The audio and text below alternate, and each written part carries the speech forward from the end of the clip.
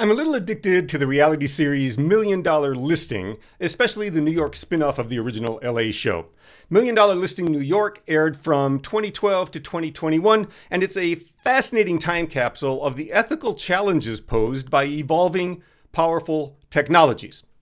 While today we're considering the ethical use of AI, in 2014 the discussion was about Photoshop. One of the show's featured realtors, Luis, used Photoshop to alter several images of a high-end but run-down and outdated condo. By replacing worn carpet floors with hardwood and updating the kitchen with modern appliances and a granite countertop, where there was only a nasty oven range from what I suppose could be lovingly described yesteryear, but belonged in Sanford & Son's dump. This is the real kitchen. This is Luis's fake kitchen. See the fake granite? It's not even good Photoshop. Now, Luis only used these images in invitations to realtors. They were never included in a general MLS listing. Still, when agents arrived at his open house, they were aghast because Luis had not included anywhere on his renderings that they were concepts, not the actual apartment. At the time, he called it, quote, a little white lie, even though the real estate industry had established standards for Photoshop use well into the 2000s. The agency's principals called Luis into a conference and mercilessly berated him, not for the Photoshopped images themselves, but for not attributing them as Photoshopped or labeling them as renderings. They told Luis he had made an ethical error. Well, today, even Photoshop is full of AI tools, and it's ludicrously easy to create completely artificial images and videos featuring real people doing fake things. A decade ago, there was a steep cost and learning curve associated with manipulating media. Today, AI can create a deep fake for you in minutes for free. You might recall that just before the 2024 New Hampshire presidential primary, voters received fake calls from an AI-generated voice mimicking President Joe Biden. Robocalls were sent using deep fake technology to imitate Biden's voice, urging Democratic voters not to participate in the primary and to, quote, save your vote for the November election. The calls reached about 25,000 New Hampshire residents, and the incident was widely reported.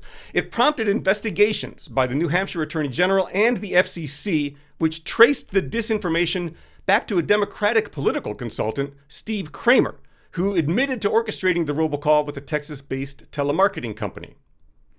In an attempt to deter others from following this guy's deceptive lead, Kramer was fined $6 million by the FCC and indicted on 13 felony counts of voter suppression and 13 misdemeanor counts of impersonation of a candidate in New Hampshire, with charges spanning, I think, 4 different counties. The telecom community involved in transmitting the calls, Lingo Telecom, reached a settlement with the FCC to pay a $1 million penalty and implement a compliance plan to prevent future illegal deepfake robocalls. Folks, I doubt that AI is going to go all Skynet on us and decide to eliminate the human race. It's more likely we'll do it to ourselves with boneheaded, dishonest deepfakes designed to confuse and mislead honest, hardworking, unsuspecting people to act against their own and their community's best interests. Far from the arguably innocuous remodeling of a space for sale, our new ability to use AI to make anyone say and do anything without their permission presents an urgent challenge to society's ability to function. If we can't trust anything we see or hear, we're going to presume we cannot trust each other, or science, history, medicine, and especially not the government, right? And that is how technology destroys a civilization.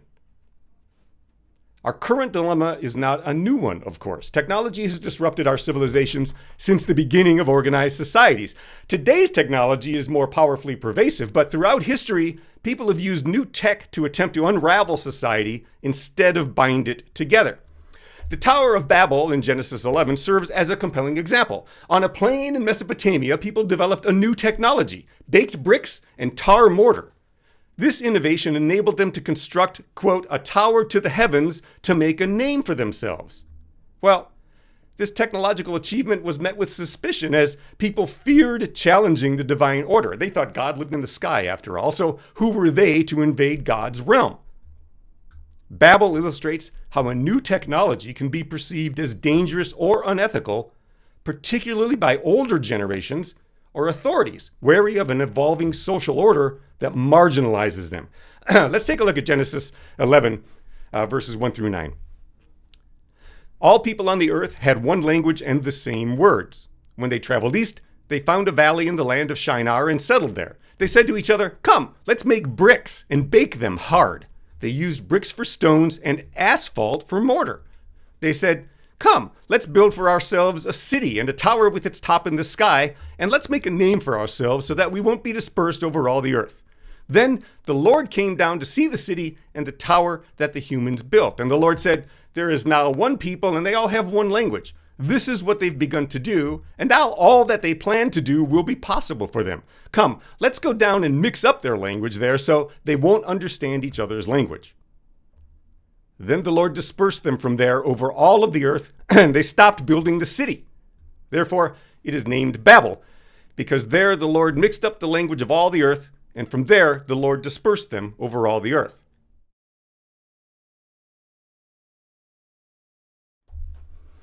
Because of the conflict between those who saw the tower as progress and those who saw it as dangerous, work on the tower stopped. The people gave up their hope of a unified community and dispersed around the Middle East, creating their own cultures. The Bible blames God for dispersing the people and confusing their language, but the project was ruined by people who couldn't comprehend and were afraid of a changing world. 'Twas the technophobes and religious fundamentalists, the people too afraid of technology to see its uses for the common good, who destroyed Babel. The more things change. The laws and customs in the Pentateuch differ sometimes diametrically from later biblical teachings, illustrating how ethical standards evolve. Practices such as polygamy, slavery, and dietary restrictions are accepted in one era and later challenged, reinterpreted, or abolished in another, reflecting our dynamic human moral landscape. From Genesis to Revelation, the Bible presents a somewhat ambivalent attitude about human ingenuity and innovation. City building and technological progress are recurring themes where technology can serve God's purposes. Noah's Ark is a life-saving technology, but it can also tempt people to idolatry and misplaced trust in human things, the machinery of war, city walls, mud brick skyscrapers, kings.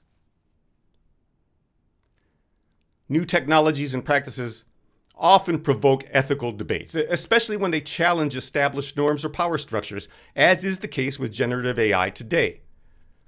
While using Photoshop, introduced in 1990, still requires a great deal of skill and expertise, anyone with internet access and an imagination can generate a deepfake with a single sentence. "I want a photorealistic picture of Donald Trump voluntarily resigning from office." Voila.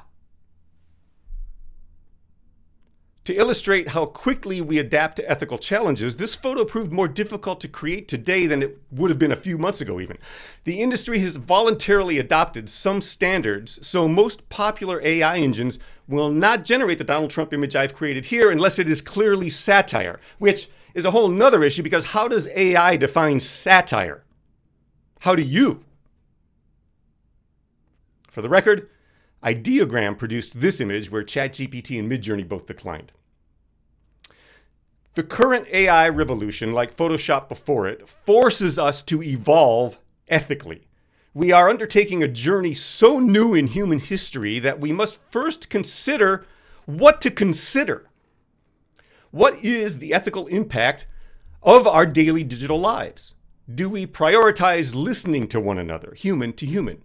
Do our new tech skills help us collaborate, construct, and challenge when necessary? How might we embrace the gift of technology to live graciously and lovingly without losing our humanity altogether? Thousands of years ago, our ancestors abandoned a major public works project because they feared the technology they had unleashed. A decade ago, Luis Ortiz was reprimanded for failing to disclose that he'd used Photoshop to redesign a kitchen. Today, Our skyscrapers have hundreds of floors, and every picture on Zillow is digitally staged. Technology pushes our ethical boundaries. Hopefully, AI won't obliterate them entirely. Amen.